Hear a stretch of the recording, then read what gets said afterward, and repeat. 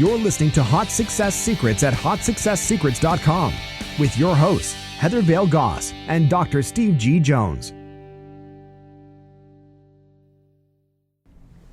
I'm Heather Vale Goss. And I'm Dr. Steve G. Jones. And today we're talking about success mindset on Hot Success Secrets. Oh, wow. That's a good say topic. Say that 10 times I fast. love that topic. Oh, you can't say that 10 times fast. Success mindset on Hot Success Secrets. Success mindset on Hot Success Secrets. Yeah, I guess so. Yeah, no. Eventually, another word's going to come out. Yes. You do not want to do not try that at home. And that's not what we're talking about.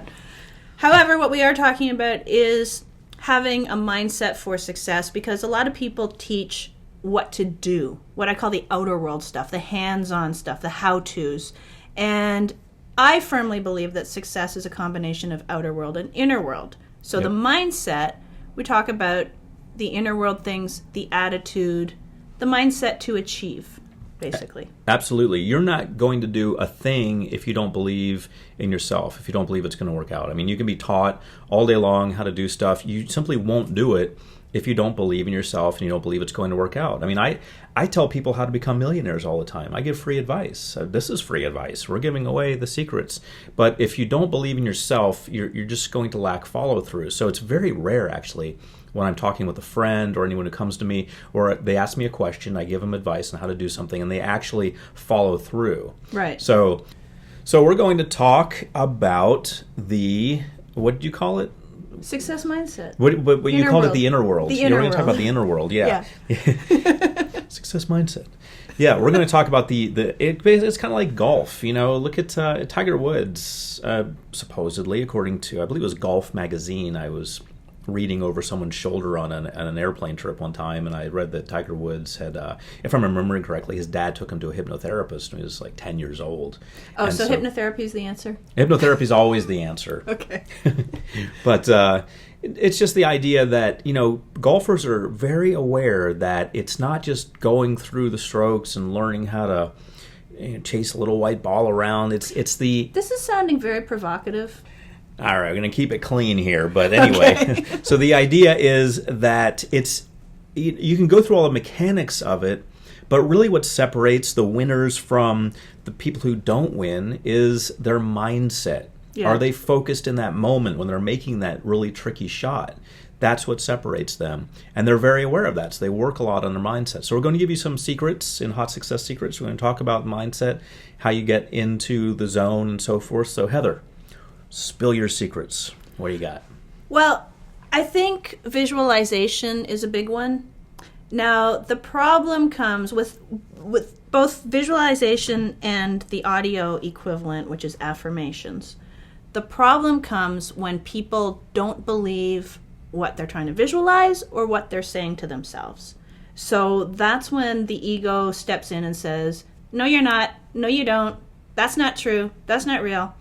So what I find is the secret to all of those types of tools is to actually tap into the feeling rather than worrying about the pictures you see while visualizing. Because a lot of people say, oh, well, I can't see the pictures. Okay, cool. A lot of people have problems with the words. They'll say something like, I'm a millionaire, I'm successful. They don't believe it because it's not true. They shouldn't believe it. It's not true yet. So if you can tap into the feeling of what does it feel to see myself doing this thing that I want to visualize? What does it feel like to be on that stage delivering a winning speech instead of actually worrying about picturing yourself there? Or what would it feel like to be a millionaire? What would it feel like to have money? And then you can change the wording into something that does make sense, something that you can accept as truth, such as, every day I'm getting closer to becoming a millionaire. Or every day I'm learning more things that will help me become more successful. Or every day is getting better and better. Something that your mind can say, yeah, that's true. And then you can keep that mindset in a forward-moving momentum instead of throwing the roadblocks in your way. Yeah, I agree. I mean, a lot of people go to seminars and they hear that they should say these affirmations, and they go home and they say the affirmations, and they sound silly to them. Yeah. And they don't want their friends hearing them talking like that because they know it's going to sound silly to their friends, and they don't want to be ridiculed, and that would actually work against the process. Yeah, absolutely. So sometimes chunking it down a little bit might help quite a bit. It's all about, I think there's nothing wrong with if you can say every day, I'm a millionaire, I'm a millionaire, I'm a millionaire. There's really nothing wrong with that. That actually is going to benefit you. But if you need to change it in order to work within the way that your brain works and the way that you're going to keep doing it, I think that's fine. I remember one time when I was being asked to give a talk about something in California. I was living in Georgia at the time, and I was going to give a talk in California for some group about hypnosis, and they asked me to do a write-up about myself, and I wrote something like Steve G. Jones, because they wanted me to do a marketing talk. Steve G. Jones is generating $10,000 a month online. That's what I wrote. That actually wasn't accurate at that time. That was I was just putting it out there. I was, and then so I put that out there because I thought, well, that's my affirmation. I'm putting it out there, and I'm hoping it'll be accurate. And so I put that out there in the material that they were using to promote me. It wasn't long between the time I wrote it, and the time that actually doubled. Yeah, I surpassed that by 2. So before I put that out there, before I wrote that, I wasn't even making $10,000 a month, and then that actually doubled in a very short period of time. Wow! And so it's kind of like you say something, usually to yourself. I mean, I knew that when I wrote that, I actually knew that by the time it got widely distributed, it would hopefully be true. So I wanted to put something out there that would be accurate at the time and compelling. But it's interesting when you throw it down like that, it just you then step into it. Right. But even the attitude that you did that with had the elements of success mindset that we're talking about. What a lot of people do is they put something out there like that, and then they sabotage themselves. Yeah, or they're afraid to put it out there. Yeah. They never put it out there. Yeah. So, I mean, it's either a fear of success, or it's a fear of failure, or it's a combination, which is a deadly combination. Yeah, then what do you do? You're afraid of success, afraid you're stuck in the middle. Nowhere to go. Stuck in the middle with you. Yeah. Yeah, stuck in the middle with a lot of people. Yeah, exactly. Now, personally, I think the fear of failure is the stupidest fear that exists, because if you don't do something because you're afraid to fail, then you've already failed. Yeah. So it's a self-fulfilling prophecy. And also, if you've got nothing to lose, then why not go for it? Right. What are you worried about losing when there's nothing there to lose? Yeah. Right. It really comes down to ego. People don't want to get bruised again.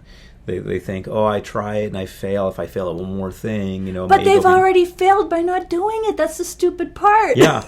This stuff does not conform to logic. I mean, It has nothing to do with logic. If you sat down and put on a paper everything that you've ever done, you would not see a trail of logic happening. Right.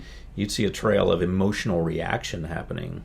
And speaking of illogical, the fear of success sounds totally illogical, because we all say we want success, but then people are afraid of it. Why is that? Well, I think people have what we always say is a thermostat in their minds. They think they should be worth a certain amount of money, a certain amount per month, or a certain type of house, or a certain level of income, or a certain amount of money in the bank. If they get beyond that, they're not comfortable with that. They'll find a way to sabotage themselves. They'll gamble.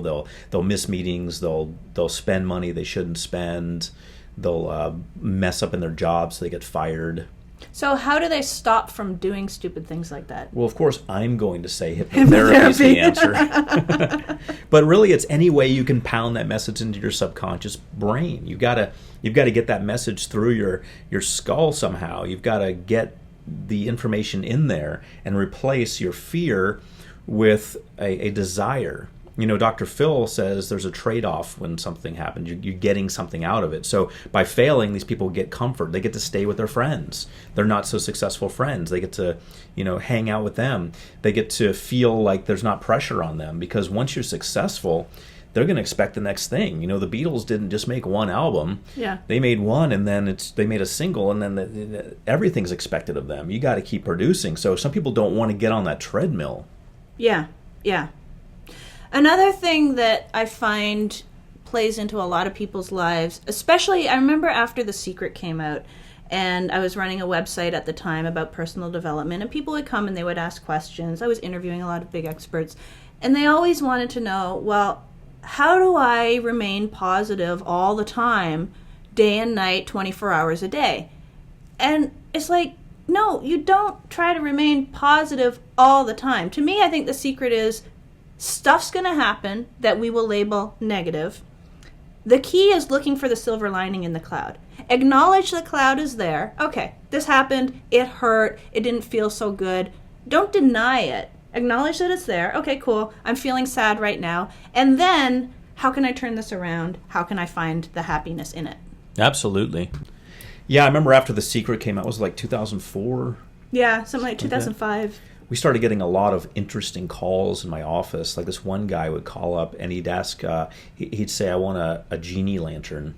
And no! Let's blame Bob Doyle for that one.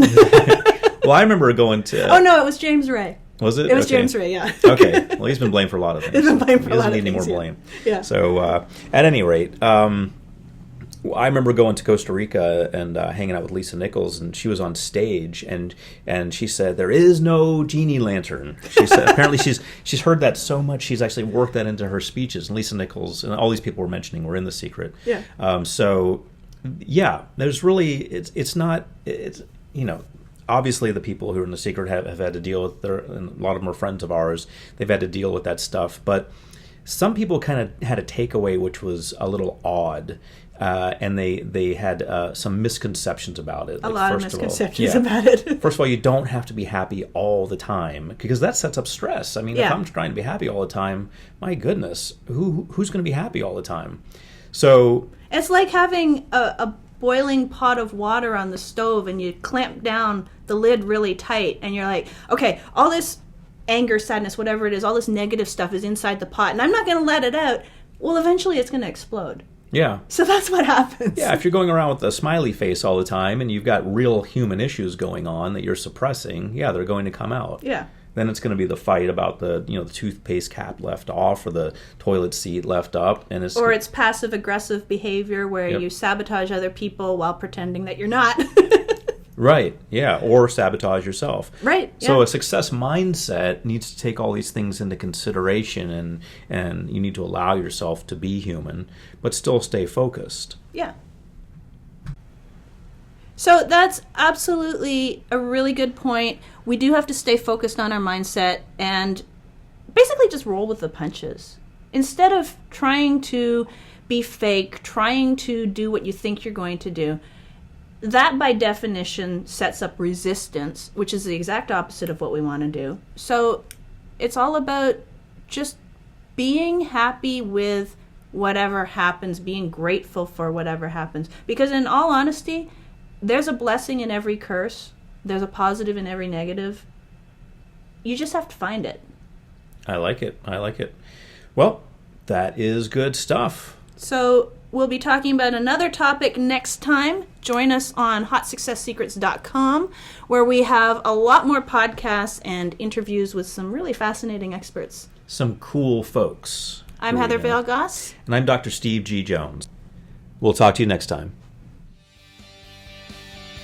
Thank you for listening to Hot Success Secrets with Heather Vale Goss and Dr. Steve G. Jones. For more free audios and videos, go to hotsuccesssecrets.com.